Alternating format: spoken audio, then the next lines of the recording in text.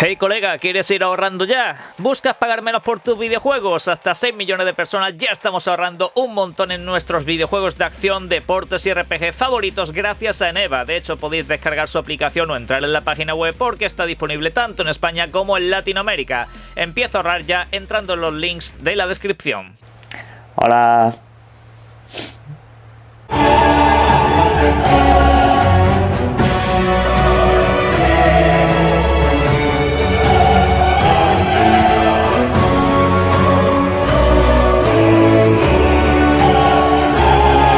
Buenas, estamos de vuelta.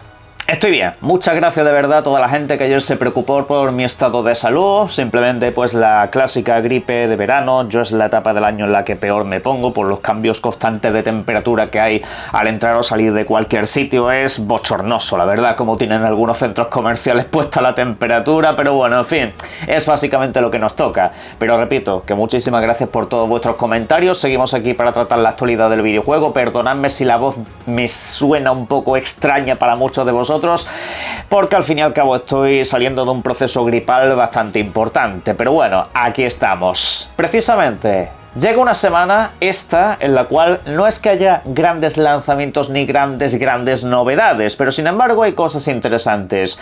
Vamos a tratar también algunas novedades acerca de Warner, pero sobre todo vamos a hablar de esa entrevista que se ha viralizado tanto de PlayStation acerca de sus videojuegos exclusivos. Pónganse cómodos, que hay mucho. Arrancamos precisamente comentando lanzamientos que tenemos a lo largo de esta semana, que como digo, parece ser muy tranquilita, pero hay cositas interesantes, como por ejemplo este título que estáis viendo en pantalla. Se trata de Echoes of the End, videojuego de presupuesto medio que hoy mismo está disponible para PlayStation 5, Xbox Series y también para PC, y que nos traslada pues a un mundo de fantasía, donde en este caso podemos utilizar armas blancas, también podemos utilizar la magia en sí mismo, aprender habilidades a través de un árbol que desarrolla tu protagonista y que en este caso nos facilitará enfrentarnos a más de 20 tipos de enemigos diferentes a lo largo de una aventura que nos puede durar entre 14 y 15 horas si vas simplemente a la historia principal. Si te metes a buscar más contenidos, coleccionables y otro tipo de cosas, la duración se puede disparar hasta más de 20 horas. Y la cuestión es que tenemos diferentes lugares que visitar, hasta 10 capítulos que nos llevan a diferentes sitios, que también pues tienen ambientaciones y enemigos completamente tematizados. Veremos a ver qué tal sale. Sin embargo, la rareza de la semana, del mes y posiblemente del año nos lo ofrece Nintendo con este videojuego que estáis viendo en pantalla, Drag 4 Drive, un título que se lanza para Nintendo Switch 2 el próximo día 14, un videojuego que en este caso nos traslada al mítico deporte del baloncesto, solo que con una pequeña peculiaridad.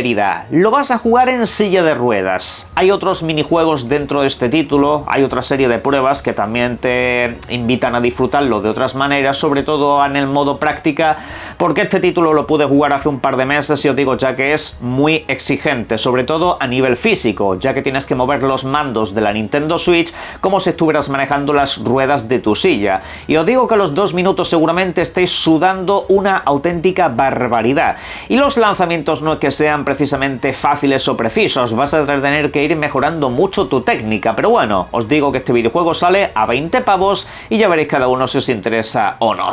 Para rematar este bloque, hablamos de un videojuego que como tal no es una novedad, pero que sin embargo llega por primera vez a PlayStation 5. Se trata de Hellblade 2, el videojuego desarrollado por Ninja Theory, que no solamente es que llegue a esa plataforma, sino que además las versiones existentes, la de PC y la de Xbox, se actualizan para traer nuevos contenidos. Una actualización completamente gratuita, no tienes que pagar absolutamente nada, y esto se incluirá por supuesto a través del servicio Game Pass.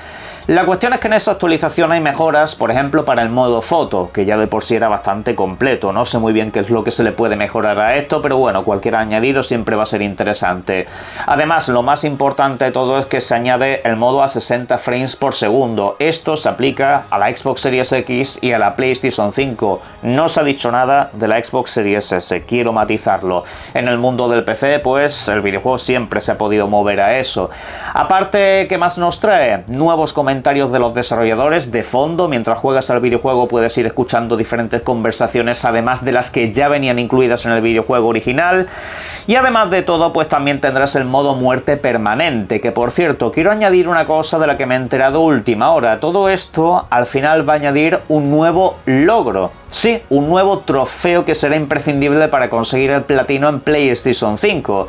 Y es que se ha añadido ese nuevo modo de dificultad con el cual no puedes morir más de 4 veces. Creo que son unas 3 o 4 veces. Si caes ese número de veces, ya simplemente a volver al principio.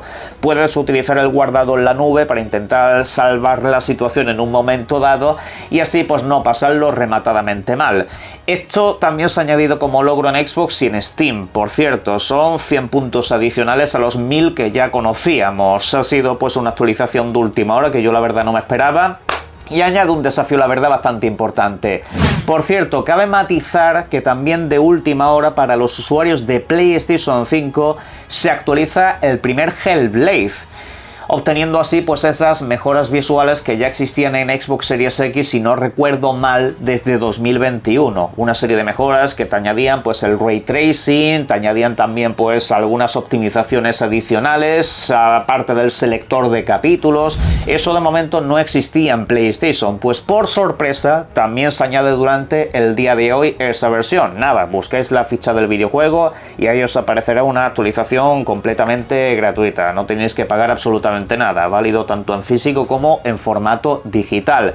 Así que pues muchas actualizaciones para Hellblade, nuevo modo desafío añadido para los que ya lo tenían o para los que lo van a disfrutar a partir de ahora. Eso sí, las cosas se han puesto ya un poco más complicadas, no es el paseo que era en el primer tramo, así que ya veremos si le echamos una segunda vuelta, ¿por qué no? Y antes de ir al tema fuerte del vídeo, quiero comentaros algo bastante interesante que se anunció ayer. Se trata de este videojuego que estáis viendo ahora mismo en pantalla, llamado Wuxi The Wayfarer, un título que nos proviene desde Corea, sí, y que de hecho nos va a distribuir Nexon, que pues nos ha traído títulos bastante interesantes últimamente, desde ciertas tierras. Y bueno, ¿de qué va el videojuego? Pues es un título basado en una novela clásica, donde en este caso nuestro protagonista recurre a la magia taoísta para hacer el bien durante la dinastía Joseon. Pues bueno, esta es la premisa principal, pero realmente sobre este videojuego no tenemos nada más que una escena cinematográfica. Como tal, no se ve el desarrollo, no se ven las mecánicas de juego, ni nada por el estilo. Se ha anunciado, eso sí, que el título estará disponible para Xbox, para PlayStation y para PC. No se sabe exactamente en qué año se va a lanzar, simplemente que llegará a esas videoconsolas y al mundo del PC.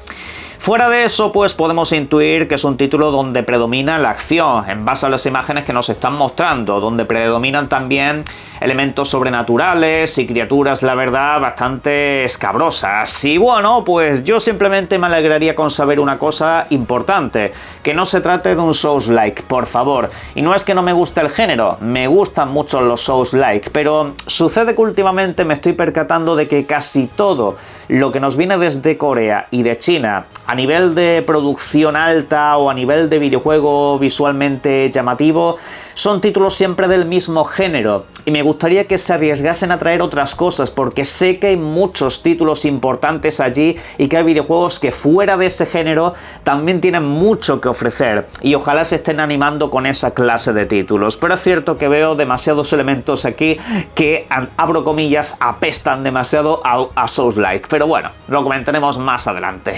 Incido que no quiero que nadie se me enfade por la expresión apesta a Souls-like, simple y llanamente es una forma de hablar. Yo lo único que solicito y que pido es que ojalá se ponga el enfoque en traer videojuegos de otros géneros, de aquellos mercados que tienen un potencial tan grande que no os podéis ni llegar a imaginar, pero bueno, ya lo comprobaremos. Ahora vamos a hablar de Sony PlayStation, principalmente todo lo que rodea a esta entrevista que estáis viendo en pantalla.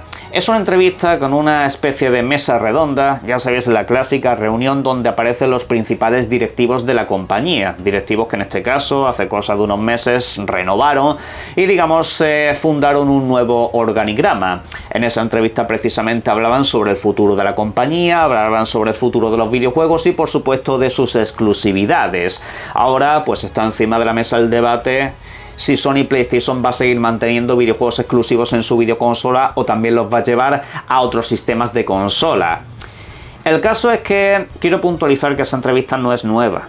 Ayer se viralizó, se puso el grito en el cielo en redes sociales, pero esa entrevista creo que tiene cosas, no sé si de un mes, varias semanas seguro, porque recuerdo aproximadamente haberlo visto de pasada en algún directo, alguien me lo dejó caer, y en realidad la entrevista no decían tampoco la gran cosa, sobre todo hablaban de trasladar muchas de sus licencias al mundo del cine, llegar a otro tipo de audiencias y ese tipo de cosas, pero sí que es cierto que hay un punto en el que el director de PlayStation Studios cita los videojuegos de un solo jugador como algo muy importante en el sistema PlayStation, pero sin embargo luego dice que son muy cuidadosos sobre cómo, si es que lo hacemos, llevamos esos videojuegos a otras plataformas.